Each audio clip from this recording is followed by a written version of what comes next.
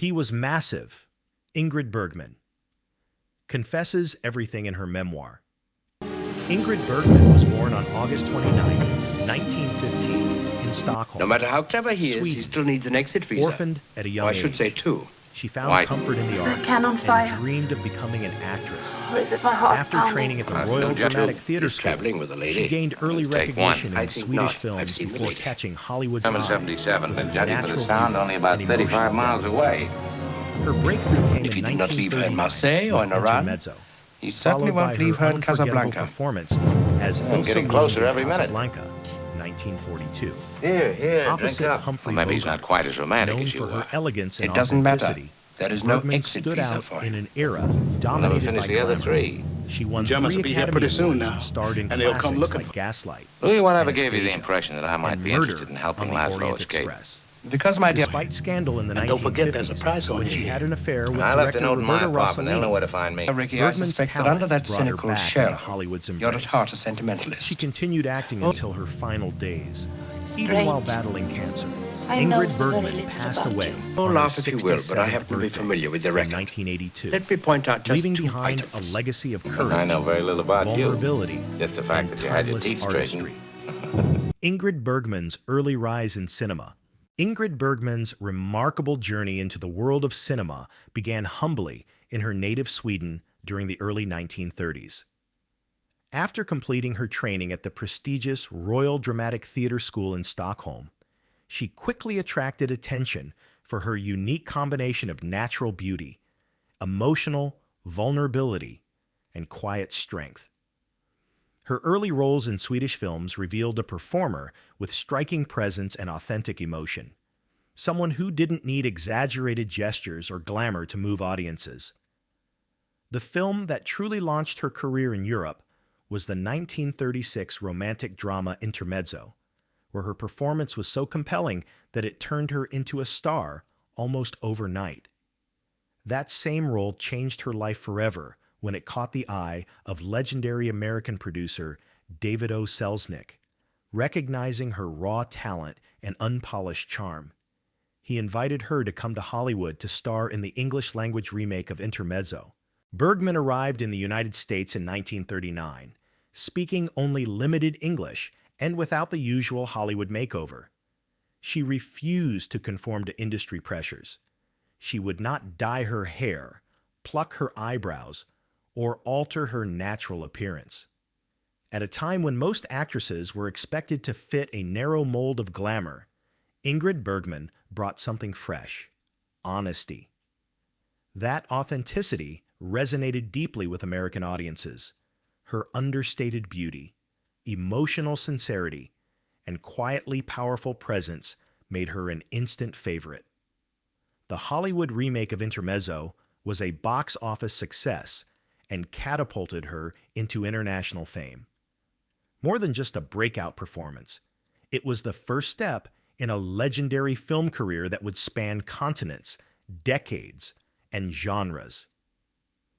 Ingrid Bergman had not only crossed the Atlantic, she had redefined what it meant to be a star, setting a new standard for elegance, depth, and integrity in acting. Ingrid Bergman's defining role: Ilsa in Casablanca. In 1942, Ingrid Bergman cemented her place in cinematic history with her unforgettable portrayal of Ilsa Lund in Casablanca, opposite Humphrey Bogart. The film, set against the backdrop of World War II, tells the story of love, sacrifice, and resistance as Ilsa. Bergman brought emotional depth, vulnerability, and strength to the screen, capturing the heartbreak of a woman torn between past love and present duty. Her chemistry with Bogart was electric, even though the actors reportedly didn't know how the film would end until the final days of shooting. The uncertainty only added to the tension and magic on screen. Bergman's iconic line, "Play it, Sam," and her tear-filled eyes became some of the most memorable moments in movie history. Casablanca was a critical and box office success, and Bergman's performance earned her international acclaim. To this day, her role as Ilsa remains a symbol of timeless elegance and emotional honesty. The brilliant milestones in the illustrious career of Ingrid Bergman. Just 2 years after Casablanca, Ingrid Bergman delivered another powerhouse performance that would earn her the first of 3 Academy Awards. In 1944's Gaslight, she played Paula Ahlquist, a woman slowly driven to question her own sanity by a manipulative husband. The role demanded an emotional intensity that few actresses of the time could portray with such raw authenticity. Bergman's portrayal was haunting, delicate, and profoundly human. Her performance in Gaslight showcased her extraordinary range. She navigated Paula's psychological unraveling with grace, making the audience feel every moment of fear, doubt, and vulnerability.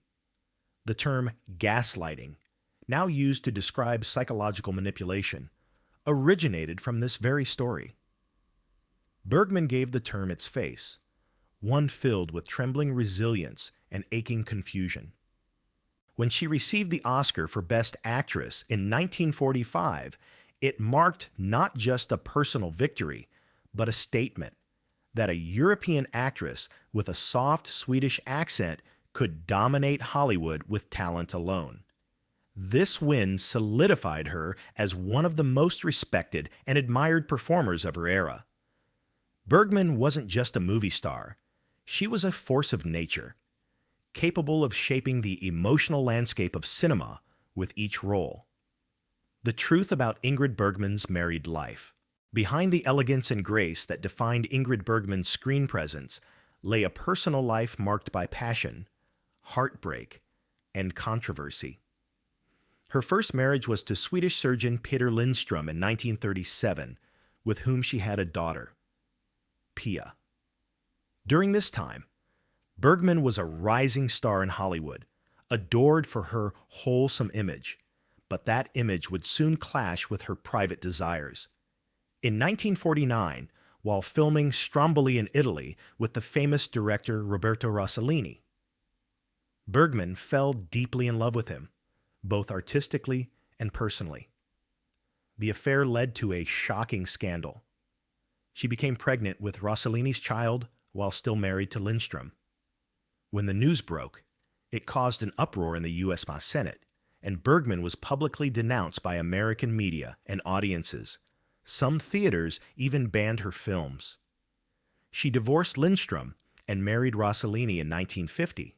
Together, they had 3 children, a son, Roberto, and twin daughters, one of whom would go on to become a star in her own right, Isabella Rossellini. While the marriage to Rossellini was passionate and artistically rich, it was also turbulent. Cultural clashes, career pressures, and personal differences eventually drove them apart. They divorced in 1957. Bergman later married Swedish theatrical producer Lars Schmidt in 1958. This union was quieter, more stable, and lasted nearly 2 decades before they separated in 1975. Despite the scandal that once exiled her from Hollywood, Ingrid Bergman's personal life mirrored her roles, complex, bold, and full of emotional truth. She never lived by the rules others set for her, choosing instead to follow her heart, even when it came at a great cost. Ingrid Bergman, The Shocking Truths Revealed in Her Memoir. Ingrid Bergman's autobiography, My Story, co-written with Alan Burgess and released in 1980, peeled back the glamorous Hollywood curtain to reveal a woman who was both stronger and more vulnerable than the public ever knew. Far from the sanitized studio image of perfection, Bergman's memoir laid bare the raw truth about her choices, regrets, and emotional scars. She spoke candidly about her affair with Roberto Rossellini, not as a scandal to justify, but as a moment of uncontrollable passion that changed her life forever. She described how she felt torn between duty and desire, between being a good wife and mother, and answering the call of her heart and creativity. The pain of being vilified by the American public, labeled as un-American and immoral, left a deep wound. Bergman recalled watching her films pulled from theaters and receiving hate mail, not as a star, but as a woman confused and hurt by the rejection of a country she loved. One of the most touching confessions was her deep guilt over the pain her daughter Pia suffered during that period. Bergman revealed that she felt like a bad mother, having left Pia behind in America while starting a new family in Europe. The honesty in her voice when recounting the emotional distance that grew between them resonates deeply. Yet, Bergman did not write from a place of bitterness. Instead, her memoir radiated introspection and resilience. She acknowledged her flaws, embraced her humanity, and showed that even a world-famous actress could be insecure, impulsive, and filled with doubt. But above all, she was brave enough to own her story. Ingrid Bergman, her deep admiration for Gregory Peck in her memoir. In my story, Ingrid Bergman dedicated a heartfelt section to her time working alongside Gregory Peck in the 1945 Alfred Hitchcock thriller Spellbound. What began as professional admiration slowly evolved into a profound emotional connection, one that Bergman recalled with equal parts warmth and melancholy. She described Gregory Peck as quietly magnetic, a man whose calm, serious demeanor concealed an ocean of depth and vulnerability. Working with him, especially in such a psychologically intense film, created an intimacy that was hard to leave behind when the cameras stopped rolling. Bergman confessed that during the filming of Spellbound, she and Peck shared more than just scenes. They shared silences, glances, and conversations that lingered long into the night. Though both were married at the time, Bergman didn't shy away from admitting the emotional gravity between them. She was careful not to sensationalize what occurred, nor did she portray it as a scandal. Instead, she reflected on it as one of those rare human connections that leave a lasting impression. It was never about betrayal, she wrote. It was about two souls colliding in a fragile moment of vulnerability. What struck her most about Gregory was his honesty. He was never arrogant, never tried to impress. He simply listened. And in Hollywood, she noted, that was a rare gift. Years later, long after Spellbound became a classic, the two would meet occasionally at events or award ceremonies. Bergman wrote that their conversations always picked up effortlessly, as though no time had passed. There was a deep, unspoken understanding between them, a respect rooted in more than just shared fame. This chapter of her memoir wasn't meant to stir controversy. Rather, it was a tribute to a man she admired deeply, to a moment in time that helped her understand her own heart. In recounting her bond with Gregory Peck, Ingrid Bergman revealed her remarkable ability to recognize and honor the emotional truths beneath the surface. Ingrid Bergman, her final act of grace. Ingrid Bergman's final years were marked by a quiet dignity that echoed the same strength she brought to her most iconic roles. Though the world knew her as a luminous screen legend, behind the camera, she was also a mother, a fighter, and a woman who chose to live life on her own terms. In 1974, she was diagnosed with breast cancer, a battle she fought bravely for 8 long years. Even as the illness progressed, Bergman never lost her resolve. She continued to work, most notably delivering an Emmy-winning performance in the miniseries A Woman Called Golda, portraying the Israeli Prime Minister Golda Meir with moving authenticity while undergoing treatment. She passed away on August 29, 1982, her 67th birthday, in London, surrounded by family. The symbolism of dying on the same day she was born felt poetic, as if life had come full circle. Her passing was mourned deeply in both Europe and the United States. Tributes poured in from around the world, with fellow actors, directors, and fans remembering her as a true icon of cinema. Lucille Ball called her a queen of honesty, and Cary Grant once said, "To work with Ingrid was to work with someone who made you better."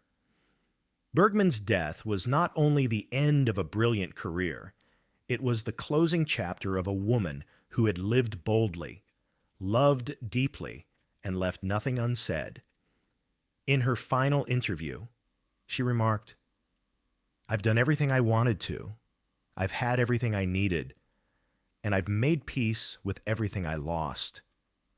Those words now echo as her farewell to the world. Her remains were cremated, and some of her ashes were scattered off the coast of Sweden, returning to the land where her story began.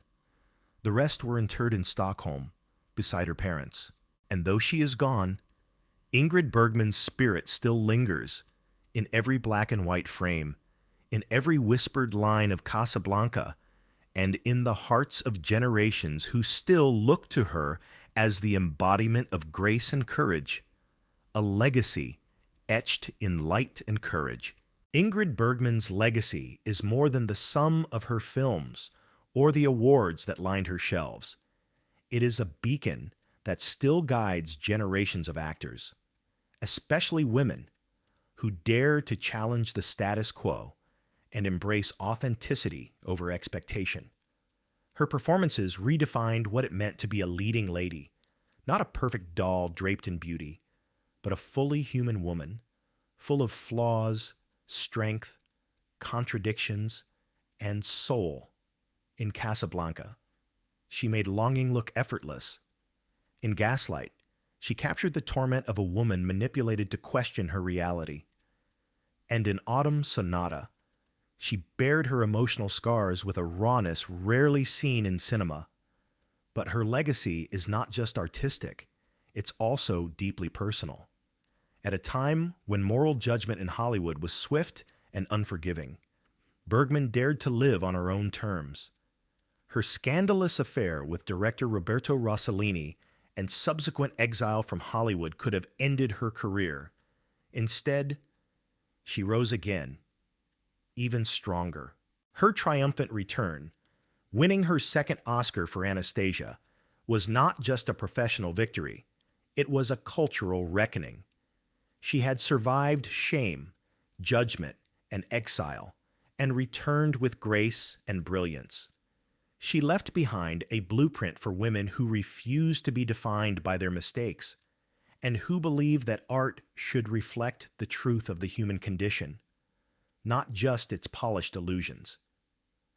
Bergman proved that strength is not in pretending to be flawless, but in standing tall in your flaws and still shining.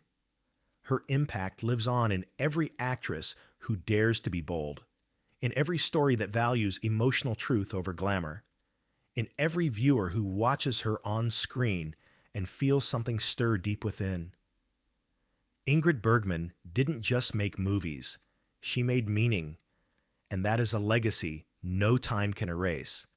Ingrid Bergman, a life of choices, consequences, and courage. The life of Ingrid Bergman offers a lesson not just in talent, but in the high cost and ultimate power of living truthfully. She was a woman who refused to be boxed in by convention, even when it meant losing everything, in an era where image was everything.